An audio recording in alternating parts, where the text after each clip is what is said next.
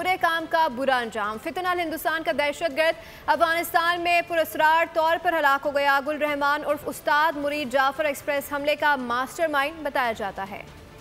फितनल हिंदुस्तान का दहशतगर्द और जाफर एक्सप्रेस हमले का मास्टरमाइंड अफगानिस्तान में हलाक हो गया। भारतीय मीडिया और सोशल मीडिया के मुताबिक ये दहशतगर्द अफगान सूबे हिलमंद में 17 सितंबर को हलाक हुआ। दूसरी जानिब सिक्योरिटी जराए गुल रहमान को फितनल हिंदुस्तान मजीद ब्रिगेड का ट्रेनर और ऑपरेशनल कमांडर करार दे रहे हैं। दहशतगर्द गुल रहमान सिक्योरिटी फोर्सेज, चीनी शहरियों, मासूम पाकिस्तानी शहरियों और मुख्तलिफ इदारों पर हमलों में मुलविस था। फितनल हिंदुस्तान ने पाकिस्तान के निहत्ते मासूम शहरियों, सिक्योरिटी फोर्सेज और सीपैक मंसूबों को निशाना बनाया। सानिया जाफर एक्सप्रेस रवां बरस मार्च में पेश आया था। दहशतगर्दों ने 11 मार्च को क्वेटा से पेशावर जाने वाली जाफर एक्सप्रेस पर हमला किया और मुसाफिरों को यरगमाल बनाया।